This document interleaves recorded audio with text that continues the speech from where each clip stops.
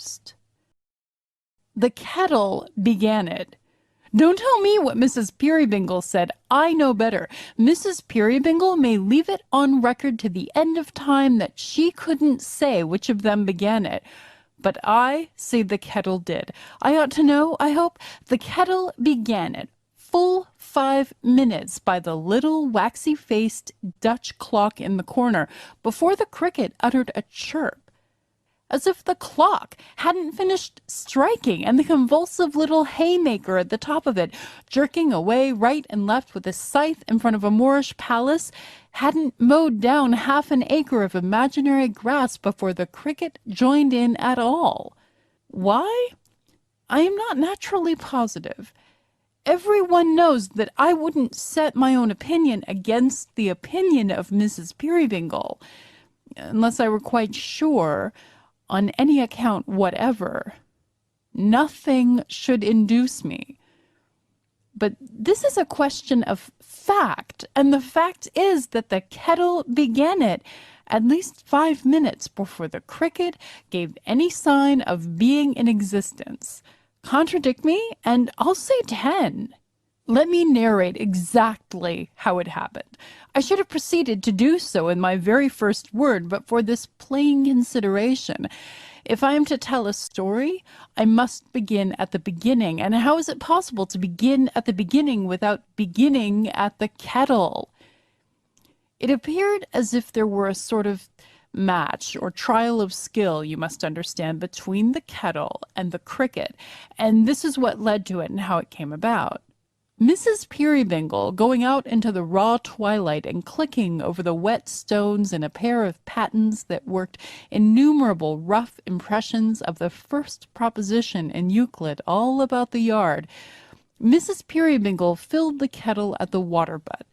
Presently returning, less the pattens, and a good deal less, for they were tall, and Mrs. Peerybingle was but short, she set the kettle on the fire, in doing which she lost her temper, or mislaid it for an instant, for the water being uncomfortably cold, and in that slippy, slushy, sleety part of state wherein it seems to penetrate through every kind of substance, patten rings included, had laid hold of Mrs. Peerybingle's toes, and even splashed her legs, and when we rather plume ourselves, with reason too, upon our legs, and keep ourselves particularly neat in point of stockings, we find this, for the moment, hard to bear.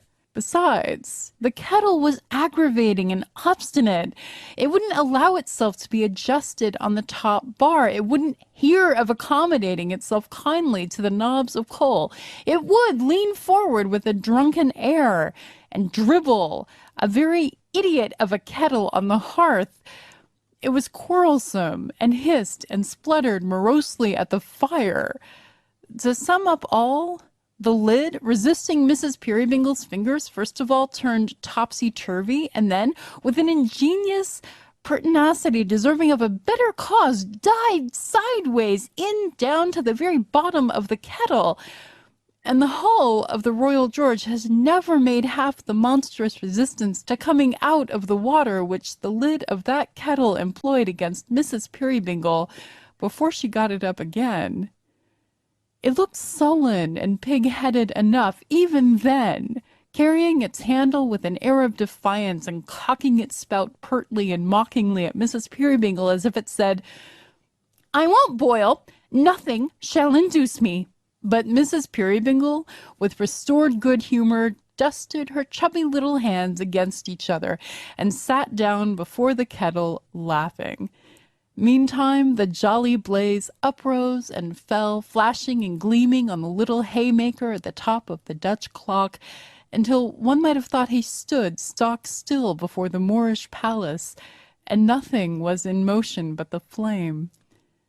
He was on the move, however, and had his spasms 2 to the second, all right and regular, but his sufferings when the clock was going to strike were frightful to behold, and when a cuckoo looked out of a trap-door in the palace and gave note 6 times, it shook him every time like a spectral voice, or like something wiry plucking at his legs.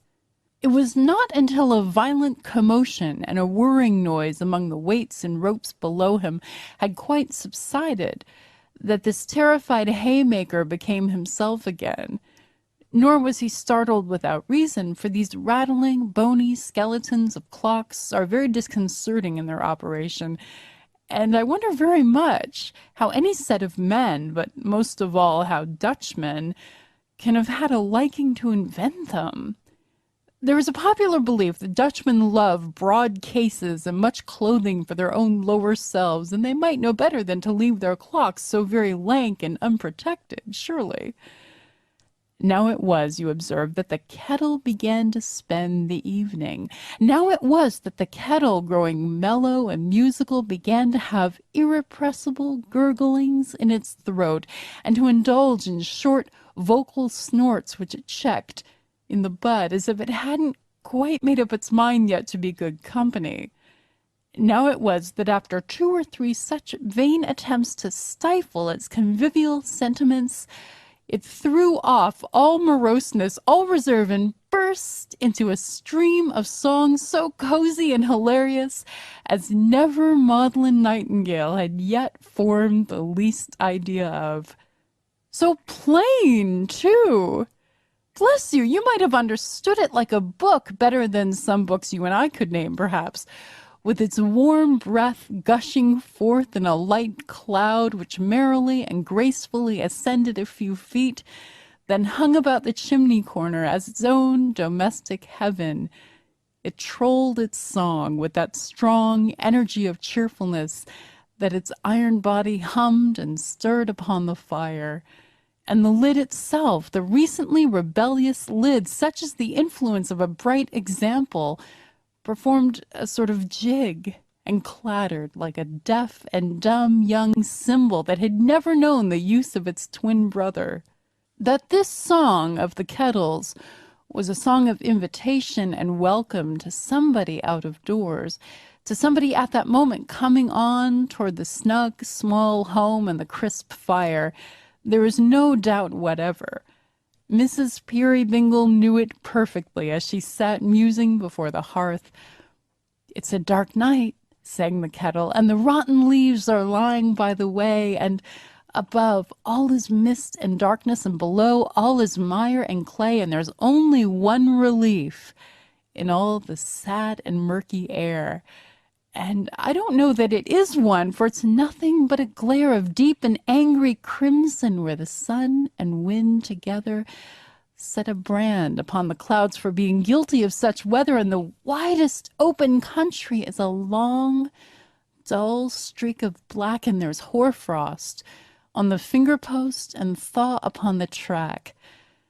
And the ice, it isn't water, and the water isn't free, and you couldn't say that anything is what it ought to be, but he's coming, coming, coming." And here, if you like, the cricket did chime in with a chirrup, chirrup, chirrup of such magnitude by way of chorus, with a voice so astoundingly disproportionate to its size as compared with the kettle.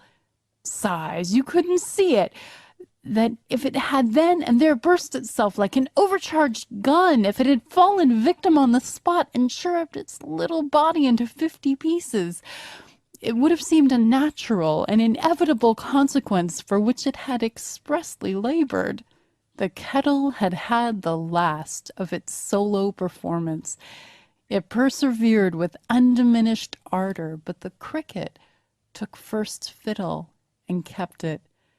Good heaven, how it chirped! Its shrill, sharp, piercing voice resounded through the house and seemed to twinkle in the outer darkness like a star. There was an indescribable little trill and tremble in it at its loudest, which suggested its being carried off its legs and made to leap again by its own intense enthusiasm. Yet they went very well together, the cricket and the kettle. The burden of the song was still the same, and louder, louder, louder still they sang it in their emulation. The fair little listener, for fair she was, and young, though something of what is called the dumpling shape, but I don't myself object to that, lighted a candle, glanced at the haymaker on top of the clock who was getting into a pretty average crop of minutes, and looked out of the window, where she saw nothing owing to the darkness but her own face imaged in the glass. And my opinion is, and so would yours have been, that she might have looked a long way and seen nothing half so agreeable.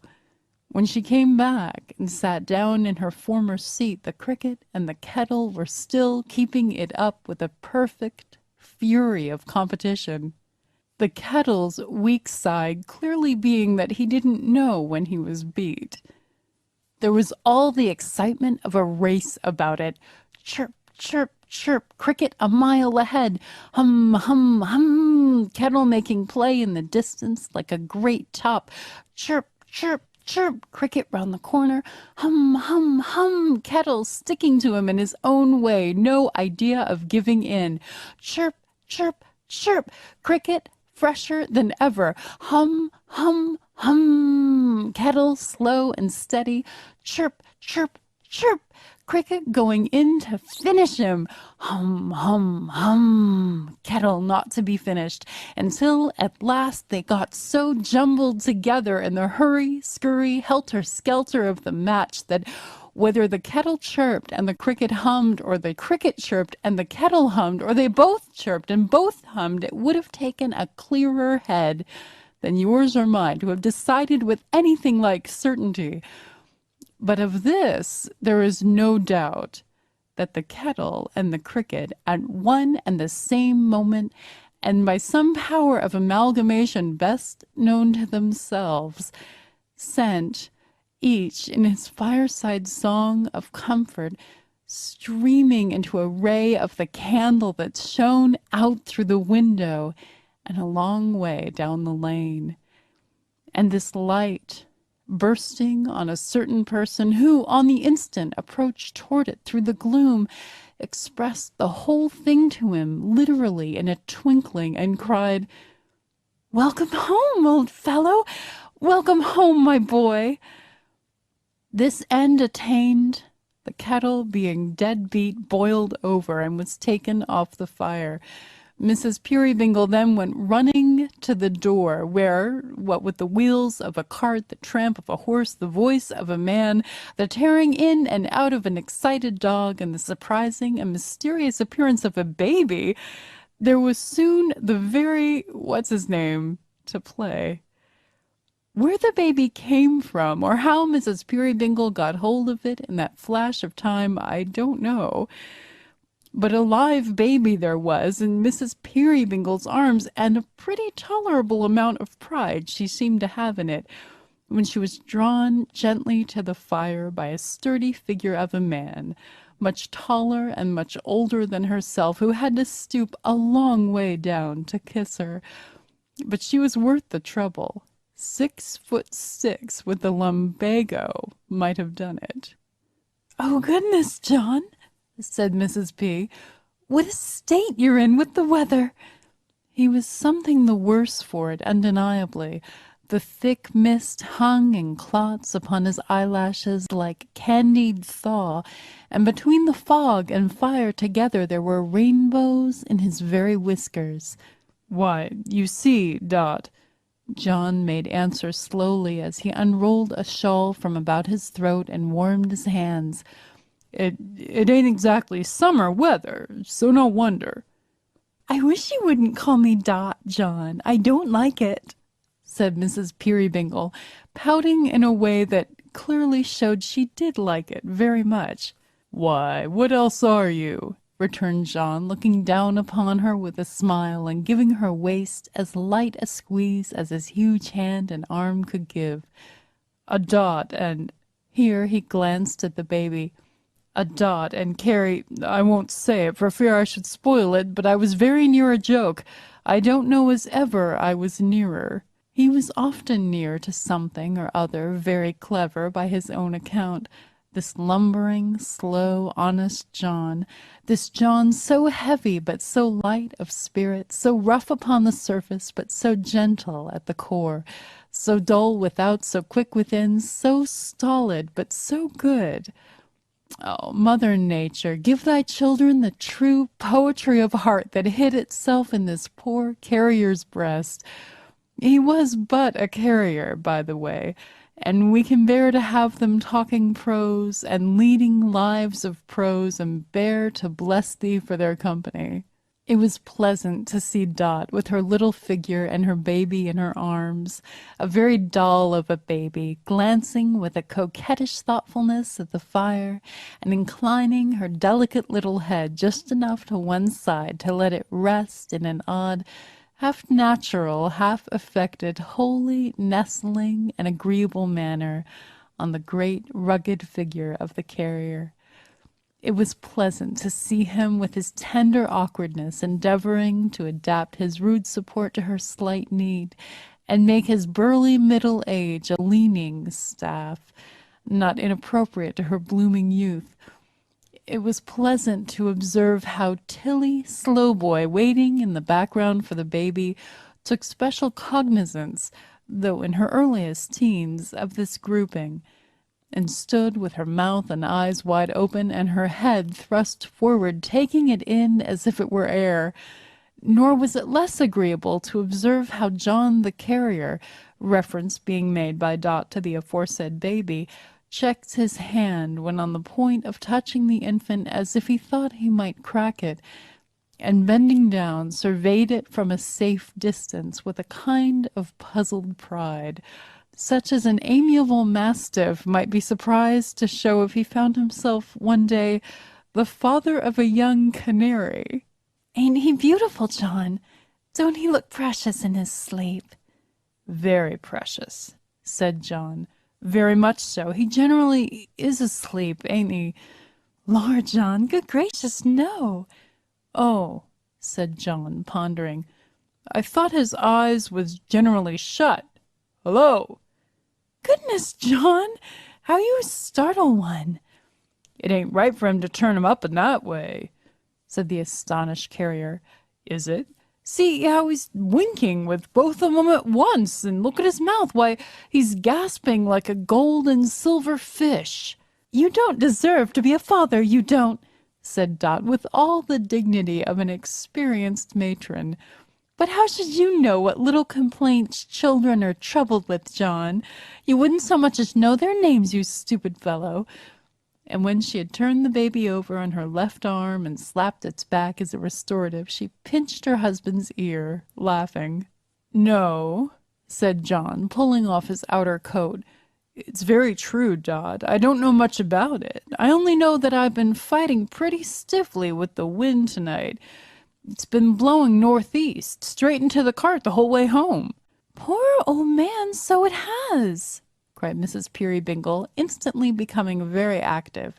"Here, take the precious darling, Tilly, while I make myself of some use. Bless it, I could smother it with kissing it, I could. Hi, then, good dog. Hi, Boxer boy. Only let me make the tea first, John, and then I'll help with the parcels like a busy bee. How doth the little, and all the rest of it, you know, John. Did you ever learn how doth the little when you went to school, John?" "Not quite to know it," John returned. "I was very near it once, but I should only have spoilt it, I dare say." laughed Dot. She had the blithest little laugh you ever heard. "What a dear old darling of a dunce you are, John, to be sure."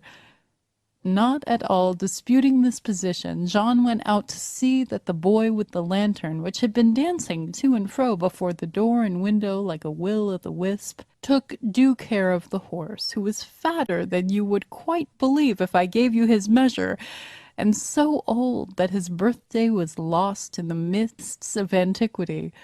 Boxer, feeling that his attentions were due to the family in general and must be impartially distributed, dashed in and out with bewildering inconstancy, now describing a circle of short barks round the horse where he was being rubbed down at the stable door, now feigning to make savage rushes at his mistress and facetiously bringing himself to sudden stops. now eliciting a shriek from Tilly Slowboy in the low nursing chair near the fire by the unexpected application of his moist nose to her countenance, now exhibiting an obtrusive interest in the baby, now going round and round upon the hearth and lying down as if he had just established himself for the night, now getting up again and taking that nothing of a fag end of a tail of his out into the weather, as if he had just remembered an appointment and was off at a round trot to keep it. There's the teapot ready on the hob, said Dot, as briskly busy as a child at play at keeping house. And there's the cold knuckle of ham, and there's the butter, and there's the crusty loaf and all. Here's a clothes basket for the small parcels, John, if you've got any there. Where are you, John? Don't let the dear child fall into the grate, Tilly, whatever you do. It may be noted of Miss Slowboy, in spite of her rejecting the caution with some vivacity, that she had a rare and surprising talent for getting this baby into difficulties, and had several times imperiled its short life in a quiet way peculiarly her own. She was of a spare and straight shape, this young lady, insomuch that her garments appeared to be in constant danger of sliding off those sharp pegs, her shoulders, on which they were loosely hung. Her costume was remarkable for the partial development on all possible occasions of some flannel vestment of a singular structure, also for affording glimpses in the region of the back of a corset or a pair of stays in color a dead green, being always in a state of gaping admiration at everything, and absorbed besides in the perpetual contemplation of her mistress's perfections and the baby's. Miss Slowboy, in her little errors of judgment, may be said to have done equal honor to her head and to her heart, and though these did less honor to the baby's head, which they were the occasional means of bringing into contact with deal doors, dressers, stair rails, bedposts, and other foreign substances, still they were the honest results of Tilly Slowboy's constant astonishment at finding herself so kindly treated, and installed in such a comfortable home. For the maternal and paternal Slowboy were alike unknown to fame, and Tilly had been bred by public charity, a foundling, which word, though only differing from fondling by one vowel's length, is very different in meaning and expresses quite another thing. To have seen little Mrs. Peerybingle come back with her husband, tugging at the clothes basket and making the most strenuous exertions to do nothing at all, for he carried it, would have amused you almost as much as it amused him. It may have entertained the cricket, too, for anything I know, but certainly it now began to chirp again vehemently. "Hey day," said John in his slow way. "It's merrier than ever tonight, I think." "And it's sure to bring us good fortune, John. It always has done so. To have a cricket on the hearth is the luckiest thing in all the world." John looked at her as if he had very nearly got the thought into his head that she was his cricket in chief, and he quite agreed with her, but it was probably one of his narrow escapes, for he said nothing.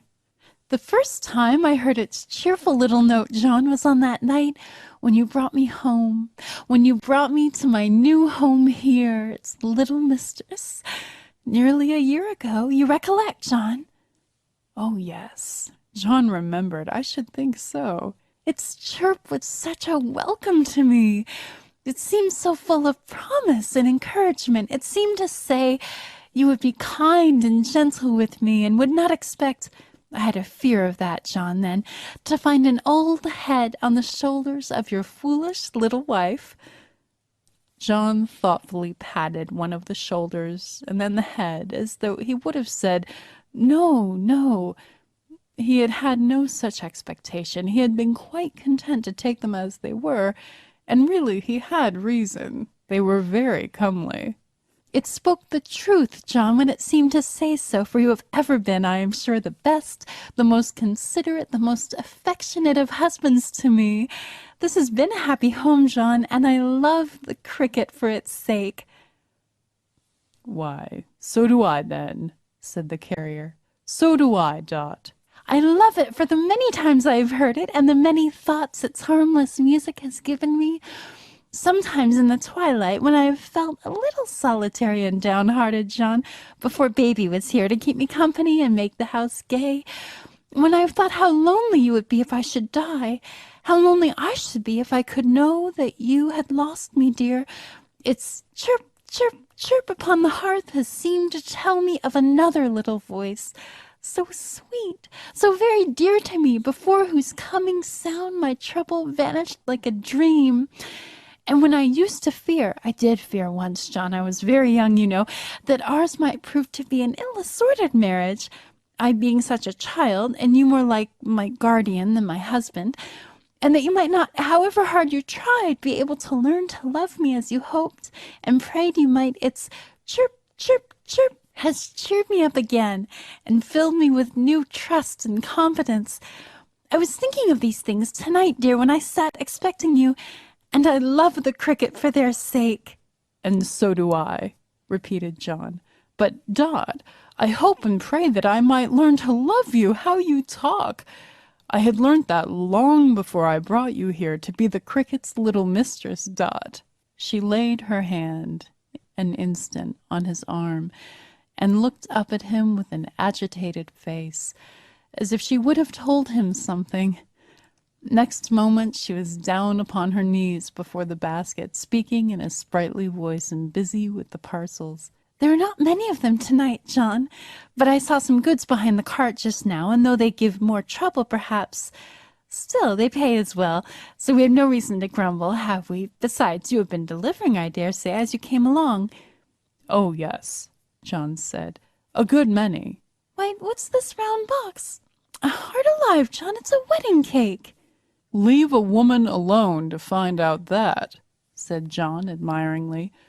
Now, a man would never have thought of it, whereas it's my belief that if you was to pack a wedding cake up in a tea-chest or a turn-up bedstead or a pickled salmon keg or any unlikely thing, a woman would be sure to find it out directly. Yes, I called for it at the pastry cook's. And it weighs I don't know what whole hundredweights, cried Dot, making a great demonstration of trying to lift it. Whose is it, John? Where's it going? Read the writing on the other side, said John. Why, John! My goodness, John! Ah, who'd have thought it? John returned.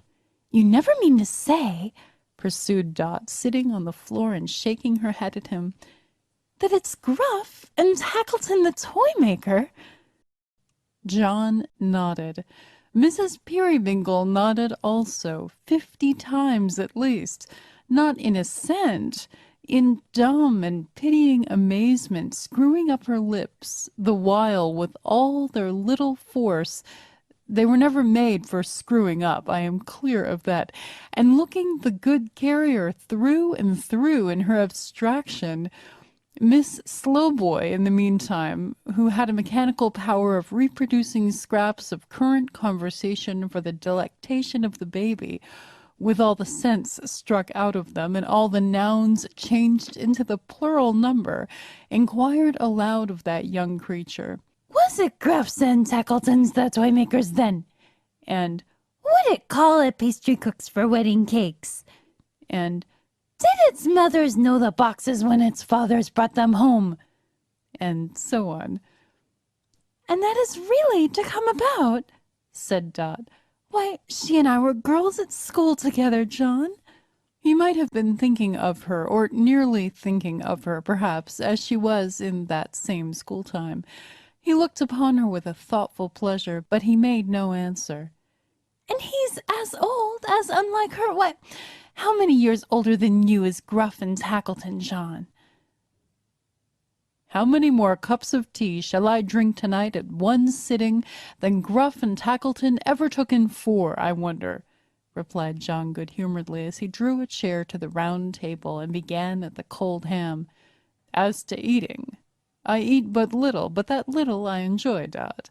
Even this, his usual sentiment at meal-times, one of his innocent delusions, for his appetite was always obstinate and flatly contradicted him, awoke no smile in the face of his little wife, who stood among the parcels, pushing the cake-box slowly from her with her foot, and never once looked, though her eyes were cast down too upon the dainty shoe she generally was so mindful of. Absorbed in thought, she stood there, heedless alike of the tea and John, though he called to her and rapped the table with his knife to startle her, until he rose and touched her on the arm. When she looked at him for a moment and hurried to her place behind the tea-board, laughing at her negligence, but not as she had laughed before, the manner and the music were quite changed. End of Chirp the First, Part 1.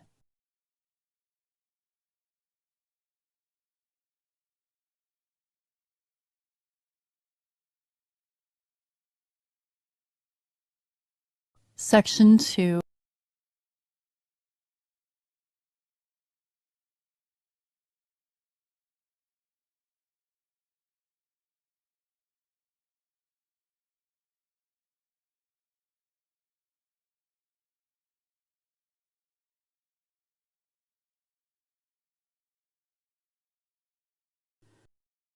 The cricket, too, had stopped.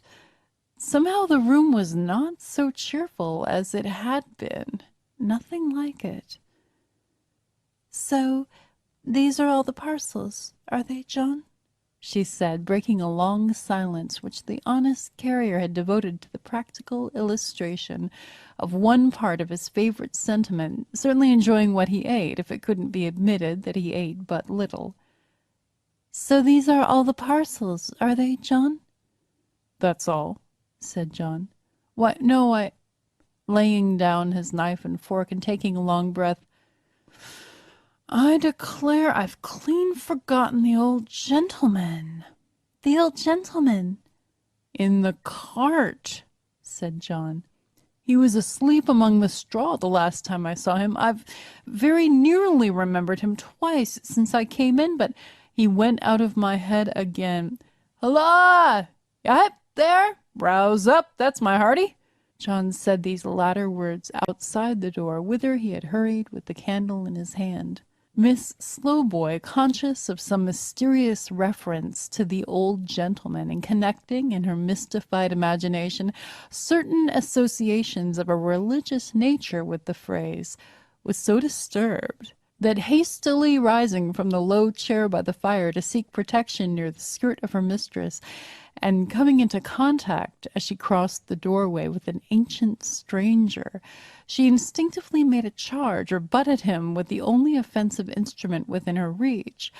This instrument happening to be the baby, great commotion and alarm ensued, which the sagacity of Boxer rather tended to increase, for that good dog, more thoughtful than his master, had, it seemed, been watching the old gentleman in his sleep, lest he should walk off with a few young poplar trees that were tied up behind the cart, and he still attended on him very closely, worrying his gaiters, in fact, and making dead sets at the buttons. "You're such an undeniably good sleeper, sir," said John, when tranquillity was restored. In the meantime the old gentleman had stood bareheaded and motionless in the center of the room. "That I've half a mind to ask you where the other 6 are, only that would be a joke, and I know I should spoil it." "Very near, though," murmured the carrier with a chuckle. "Very near." The stranger, who had long white hair, good features, singularly bold and well defined for an old man, and dark, bright, penetrating eyes, looked round with a smile, and saluted the carrier's wife by gravely inclining his head. His garb was very quaint and odd, a long, long way behind the time. Its hue was brown all over. In his hand he held a great brown club or walking stick, and striking this upon the floor it fell asunder and became a chair, on which he sat down quite composedly. "There," said the carrier, turning to his wife, "that's the way I found him, sitting by the roadside, upright as a milestone and almost as deaf." "Sitting in the open air, John?" "In the open air," replied the carrier, "just at dusk. Carriage paid, he said, and gave me 18 pence. Then he got in, and there he is." "He's going, John, I think." "Not at all. He was only going to speak." "If you please, I was to be left till called for," said the stranger mildly. "Don't mind me." With that he took a pair of spectacles from one of his large pockets and a book from another, and leisurely began to read, making no more of Boxer than if he had been a house lamb. The carrier and his wife exchanged a look of perplexity. The stranger raised his head, and glancing from the latter to the former, said, "Your daughter, my good friend?" "Wife," returned John. "Niece?" said the stranger. "Wife," roared John. "Indeed," observed the stranger. "surely very young." He quietly turned over and resumed his reading, but before he could have read 2 lines, he again interrupted himself to say, "Baby yours?" John gave him a gigantic nod, equivalent to an answer in the affirmative delivered through a speaking trumpet. "Girl?" "Boy!" roared John. "Also very young, eh?" Mrs. Peerybingle instantly struck in. 2 months and 3 days. Vaccinated just 6 weeks ago. Took very finely. Considered by the doctor a remarkably beautiful child. Equal to the general run of children at 5 months old. Takes notice in a way quite wonderful. May seem impossible to you, but feels his legs already." Here the breathless little mother, who had been shrieking these short sentences into the old man's ear until her pretty face was crimsoned, held up the baby before him as a stubborn and triumphant fact, while Tilly Slowboy, with a melodious cry of "Catch her! Catch her!" which sounded like some unknown words, adapted to a popular sneeze, performed some cow-like gambols around that all-unconscious innocent. "Hark! He's called for, sure enough," said John. "There's somebody at the door. Open it, Tilly." Before she could reach it, however, it was opened from without, being a primitive sort of door, with a latch that any one could lift if he chose, and a good many people did choose, for all kinds of neighbors liked to have a cheerful word or two with the carrier, though he was no great talker himself. Being opened, it gave admission to a little, meager, thoughtful, dingy-faced man, who seemed to have made himself a great coat from the sackcloth covering of some old box, for when he turned to shut the door and keep the weather out, he disclosed upon the back of that garment the inscription G&T in large black capitals, also the word glass in bold characters. "Good evening, John," said the little man. "Good evening, ma'am. Good evening, Tilly. Good evening, Unbeknown. How's baby, mum? Boxer's pretty well, I hope?" "All thriving, Caleb," replied Dot. "I am sure you need only look at the dear child for one to know that." "And I am sure I need only look at you for another," said Caleb. He didn't look at her, though. He had a wandering and thoughtful eye which seemed to be always projecting itself into some other time and place, no matter what he said, a description which will equally apply to his voice. "Or at John for another," said Caleb. "Or at Tilly, as far as that goes, or certainly at Boxer." "Busy just now, Caleb?" asked the carrier. "Why, pretty well, John," he returned, with the distraught air of a man who is casting about for the philosopher's stone, at least. "Pretty much so. There's rather a run on Noah's Arks at present. I could have wished to improve on the family, but I don't see how it's to be done at the price. It would be a satisfaction to one's mind to make it clearer which was shams and hams, which was wives. Flies ain't on that scale, neither, as compared with elephants, you know. Ah, well. Have you got anything in the parcel line for me, John?" The carrier put his hand into a pocket of the coat he had taken off, and brought out, carefully preserved in moss and paper, a tiny flower-pot. "There it is," he said, adjusting it with great care. "Not so much as a leaf damaged, full of buds." Caleb's dull eye brightened as he took it and thanked him. "Dear, Caleb," said the carrier. "Very dear at this season." "Never mind that. It would be cheap to me whatever it cost," returned the little man. "Anything else, John?" "A small box," replied the carrier. "Here you are." "For Caleb Plummer," said the little man, spelling out the direction. "With cash." "With cash, John? I don't think it's for me." "With care," returned the carrier, looking over his shoulder. "Where do you make out cash?" "Oh, to be sure," said Caleb. "It's all right. With care. Yes, yes, that's mine. It might have been with cash, indeed, if my dear boy in the golden South Americas had lived, John. You loved him like a son, didn't you?" "You needn't say you did. I know, of course." "Caleb Plummer. With care. Yeah, yes, all right. It's a box of doll's eyes from my daughter's work. I wish it was her own sight in a box, John." "I wish it was, or could be," cried the carrier. "Thank'ee," said the little man. "You speak very hearty.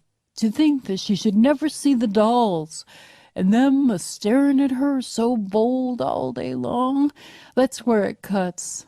What's the damage, John?" "I'll damage you," said John, "if you inquire. Dot, very near?"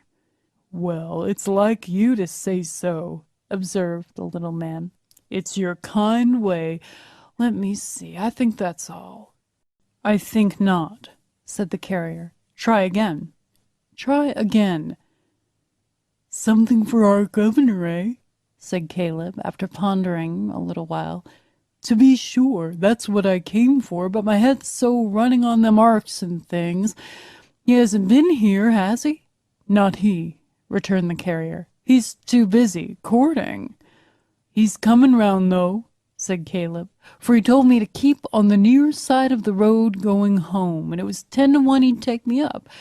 I had better go, by the by. You couldn't have the goodness to let me pinch Boxer's tail, for half a moment, could you?" "Why, Caleb, what a question!" "Oh, never mind, ma'am," said the little man. "He mightn't like it, perhaps. There's a small order just come in for barking dogs, and I should wish to go as close to natural as I could for sixpence. That's all. Never mind, mum." It happened opportunely that Boxer, without receiving the proposed stimulus, began to bark with great zeal. But as this implied the approach of some new visitor, Caleb, postponing his study from the life to a more convenient season, shouldered the round box and took a hurried leave. He might have spared himself the trouble, for he met the visitor upon the threshold. End of Chirp the First, Part 2.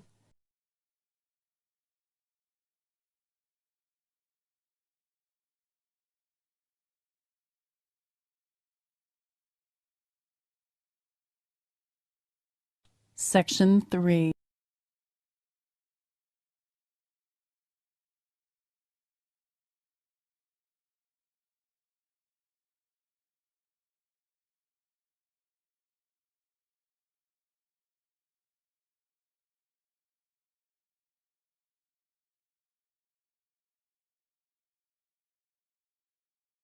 "Oh, you are here, are you? Wait a bit, I'll take you home. John Peerybingle, my service to you. More of my service to your pretty wife. Handsomer every day. Better, too, if possible. And younger," mused the speaker in a low voice. "That's the devil of it."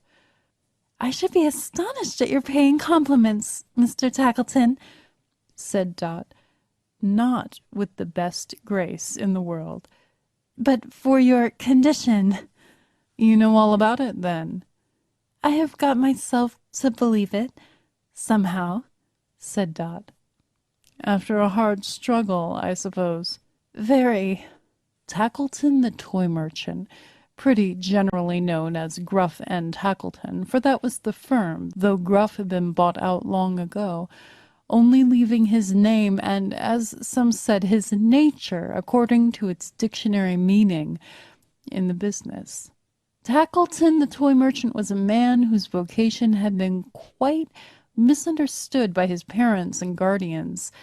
If they had made him a money lender, or a sharp attorney, or a sheriff's officer, or a broker, he might have sown his discontented oats in his youth, and after having had the full run of himself in an ill-natured transactions, might have turned out amiable, at least, for the sake of a little freshness and novelty, but cramped and chafing in the peaceable pursuit of toy-making, he was a domestic ogre who had been living on children all his life and was their implacable enemy. He despised all toys, wouldn't have bought one for the world, delighted in his malice to insinuate grim expressions onto the faces of brown paper farmers who drove pigs to market, bellmen who advertised lost lawyers' consciences, movable old ladies who darned stockings or carved pies, and other like samplings of his stock in trade. In appalling masks, hideous, hairy, red-eyed Jackson boxes, vampire kites, demoniacal tumblers who wouldn't lie down and were perpetually flying forward to stare infants out of countenance. His soul perfectly reveled. They were his only relief and safety valve. He was great in such inventions. Anything suggestive of a pony nightmare was delicious to him. He'd even lost money, and he took to that toy very kindly, by getting up goblin slides from magic lanterns whereon the powers of darkness were depicted as a sort of supernatural shellfish with human faces. In intensifying the portraiture of giants, he had sunk quite a little capital, and though no painter himself, he could indicate for the instruction of his artists with a piece of chalk a certain furtive leer for the countenances of these monsters, which was safe to destroy the peace of mind of any young gentleman between the ages of 6 and 11 for the whole Christmas or midsummer vacation. What he was in toys, he was, as most men are, in other things. You may easily suppose, therefore, that within the great green cape which reached down to the calves of his legs, there was buttoned up to the chin an uncommonly pleasant fellow, and that he was about as choice a spirit and as agreeable a companion as ever stood in a pair of bull-headed looking boots with mahogany-colored tops. Still, Tackleton, the toy merchant, was going to be married. In spite of all this, he was going to be married. And to a young wife, too. A beautiful young wife. He didn't look much like a bridegroom as he stood in the carrier's kitchen with a twist in his dry face and a screw in his body and his hat jerked over the bridge of his nose, and his hands tucked down into the bottoms of his pockets, and his whole sarcastic, ill-conditioned self peering out of one little corner of one little eye like the concentrated essence of any number of ravens. But a bridegroom he designed to be. In 3 days' time, next Thursday, the last day of the first month in the year, that's my wedding day, said Tackleton. Did I mention that he always had one eye wide open and one eye nearly shut, and that the one eye nearly shut was always the expressive eye? I don't think I did. That's my wedding day, said Tackleton, rattling his money. Why, it's our wedding day, too, exclaimed the carrier. Laughed Tackleton. Odd, you're just such another couple, just. The indignation of Dot at this presumptuous assertion is not to be described. What next? His imagination would compass the possibility of just such another baby, perhaps. The man was mad. I say, a word with you, murmured Tackleton, nudging the carrier with his elbow and taking him a little apart. You'll come to the wedding. We're in the same boat, you know. How in the same boat? Inquired the carrier. A little disparity, said Tackleton with another nudge. You haven't spent an evening with us beforehand. Why? Demanded John, astonished at this pressing hospitality. Why? Returned the other. That's a new way of receiving an invitation. Why, for pleasure, sociability, and all that. I thought you were never sociable, said John in his plain way. It's of no use to be anything but free with you, I see, said Tackleton. Why, then, the truth is, you have what tea-drinking people call a sort of comfortable appearance together.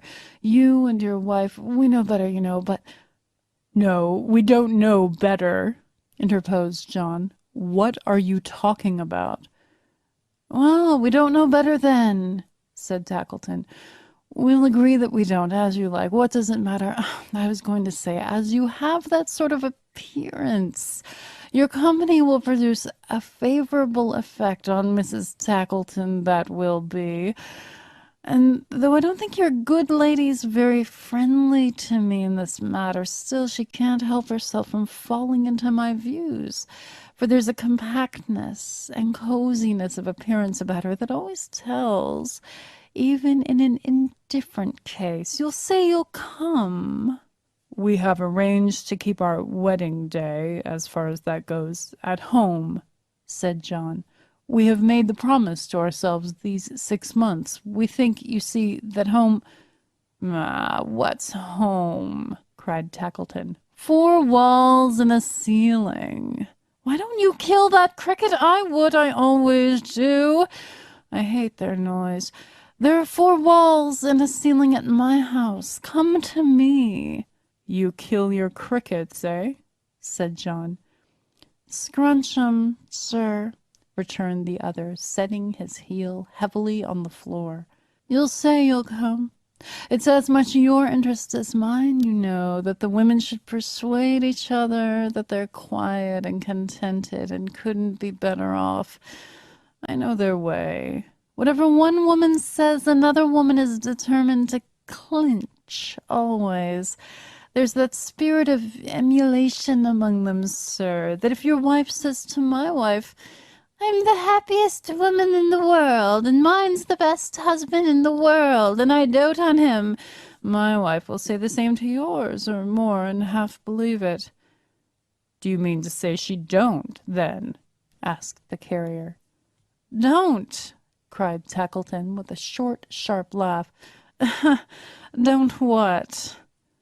The carrier had some faint idea of adding, dote upon you, but happening to meet the half-closed eye as it twinkled upon him over the turned-up collar of the cape, which was within an ace of poking it out, he felt it such an unlikely part and parcel of anything to be doted on that he substituted, that she don't believe it. Ah, you dog, you're joking, said Tackleton. But the carrier, though slow to understand the full drift of his meaning, eyed him in such a serious manner that he was obliged to be a little more explanatory. I have the humor, said Tackleton, holding up the fingers of his left hand and tapping the forefinger, to imply, there I am, Tackleton, to wit. I have the humor, sir, to marry a young wife, and a pretty wife. Here he rapped his little finger to express the bride, not sparingly but sharply, with a sense of power. I'm able to gratify that humor, and I do. It's my whim. But now, look here. He pointed to where Dot was sitting thoughtfully before the fire, leaning her dimpled chin upon her hand and watching the bright blaze. The carrier looked at her, and then at him, and then at her, and then at him again. She honors and obeys, no doubt, said Tackleton. And that, as I am not a man of sentiment, is quite enough for me. But do you think there's anything more in it? I think, observed the carrier, that I should chuck any man out of window who said there wasn't. Exactly so, returned the other with an unusual alacrity of assent. To be sure, doubtless he would. Of course, I'm certain of it. Good night, pleasant dreams. The carrier was puzzled and made uncomfortable and uncertain in spite of himself. He couldn't help showing it in his manner. Good night, my dear friend, said Tackleton compassionately. I'm off. We're exactly alike in reality, I see. You won't give us tomorrow evening. Well, next day you go out visiting, I know I'll meet you there and bring my wife that is to be. It'll do her good. You're agreeable, thank ye. What's that? It was a loud cry from the carrier's wife, a loud, sharp, sudden cry that made the room ring like a glass vessel. She had risen from her seat and stood like one transfixed by terror and surprise. The stranger had advanced toward the fire to warm himself, and stood within a short stride of her chair, but quite still. Dot, cried the carrier. Mary, darling, what's the matter? They were all about her in a moment. Caleb, who had been dozing on the cake-box in the first imperfect recovery of his suspended presence of mind, seized Miss Slowboy by the hair of her head, but immediately apologized. Mary, exclaimed the carrier, supporting her in his arms, are you ill? What is it? Tell me, dear. She only answered by beating her hands together and falling into a wild fit of laughter. Then, sinking from his grasp upon the ground, she covered her face with her apron and wept bitterly. And then she laughed again, and then she cried again, and then she said how cold she was, and suffered him to lead her to the fire, where she sat down as before, the old man standing, as before, quite still. I'm better, John, she said. I'm quite well now. John. But John was on the other side of her. Why turn her face toward the strange old gentleman as if addressing him? Was her brain wandering? Only a fancy, John dear. A kind of shock, a something coming suddenly before my eyes. I don't know what it was. It's quite gone. Quite gone. I'm glad it's gone, murmured Tackleton, turning the expressive eye all round the room. I wonder where it's gone and what it was. Caleb, come here. Who's that with the gray hair? I don't know, sir, returned Caleb in a whisper. Never seen him before in all my life. A beautiful figure for a nutcracker, quite a new model, with a screw jaw opening down into his waistcoat. He'd be lovely. Not ugly enough, said Tackleton. Or for a firebox, either, observed Caleb in deep contemplation. What a model! Unscrew his head to put the matches in, turn him heels upwards for the light, and what a firebox! A gentleman's mantelshelf, just as he stands. Not half ugly enough, said Tackleton. Nothing in him at all. Come, bring that box. All right now, I hope. Oh, quite gone, said the little woman, waving him hurriedly away. Good night. Good night, said Tackleton. Good night, John Peerybingle. Take care how you carry that box, Caleb. Let it fall and I'll murder you. Dark as pitch and weather worse than ever, eh? Good night. So, with another sharp look round the room, he went out at the door, followed by Caleb with the wedding cake on his head. The carrier had been so much astounded by his little wife, and so busily engaged in soothing and tending her, that he had scarcely been conscious of the stranger's presence until now, when he again stood there, their only guest. He don't belong to them, you see, said John. I must give him a hint to go. I beg your pardon, friend, said the old gentleman, advancing to him. The more so, as I fear your wife has not been well, but the attendant whom my infirmity, he touched his ears and shook his head, renders almost indispensable, not having arrived. I fear there must be some mistake. The bad night which made the shelter of your comfortable cart, may I never have a worse, so acceptable, is still as bad as ever. Would you in your kindness suffer me to rent a bed here? Yes, yes, cried Dot. Yes, certainly. "Oh," said the carrier, surprised by the rapidity of this consent. "Well, I don't object, but I'm still not quite sure that—" "Hush!" she interrupted. "Dear John!"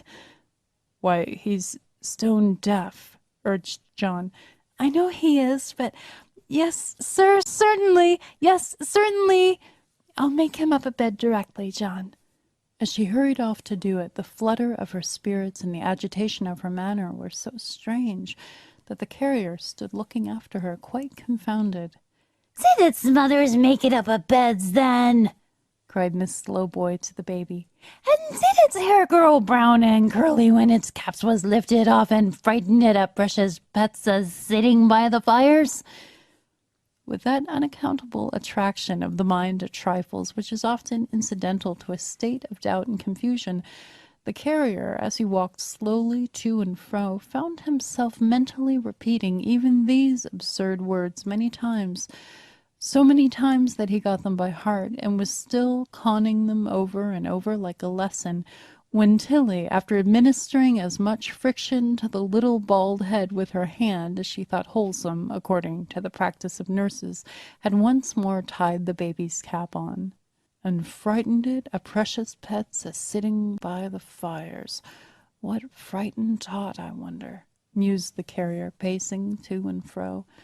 He scouted from his heart the insinuations of the toy merchant, and yet they filled him with a vague, indefinite uneasiness.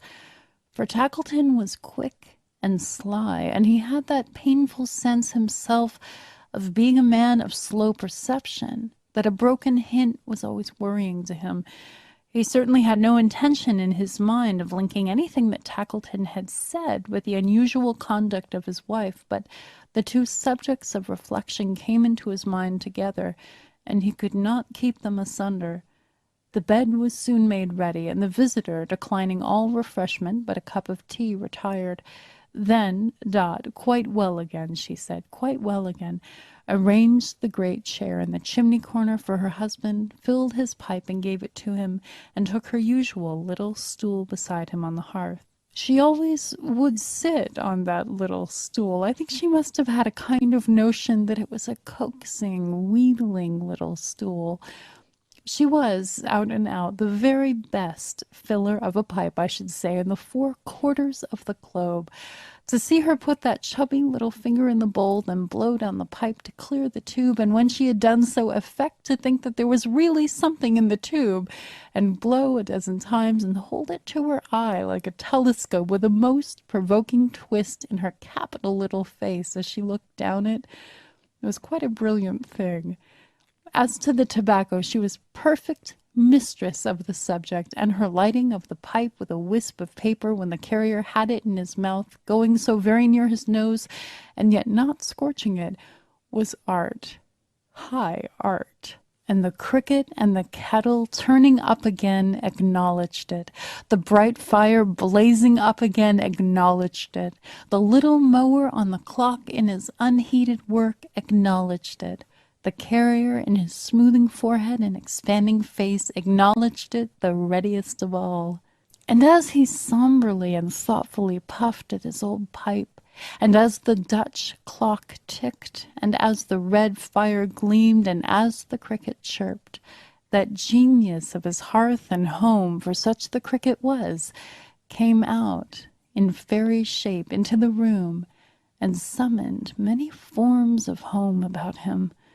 Dots of all ages and all sizes filled the chamber, dots who were merry children running on before him, gathering flowers in the fields, coy dots, half shrinking from, half yielding to the pleading of his own rough image, newly married dots, alighting at the door and taking wondering possession of the household keys, motherly little dots, attended by fictitious slow boys bearing babies to be christened, matronly dots, still young and blooming, watching dots of daughters as they danced at rustic balls, fat dots, encircled and beset by troops of rosy grandchildren, withered dots who leaned on sticks and tottered as they crept along. Old carriers, too, appeared with blind old boxers lying at their feet, and newer carts with younger drivers, Peerybingle brothers on the tilt, and sick old carriers tended by the gentlest hands, and graves of dead and gone old carriers green in the churchyard. And as the cricket showed him all these things, he saw them plainly, though his eyes were fixed upon the fire. The carrier's heart grew light and happy, and he thanked his household gods with all his might, and cared no more for Gruff and Tackleton than you do. But what was that young figure of a man, which the same fairy cricket set so near her stool, and which remained there singly and alone? Why did it linger still so near her, with its arm upon the chimney-piece, ever repeating, "Married, and not to me"?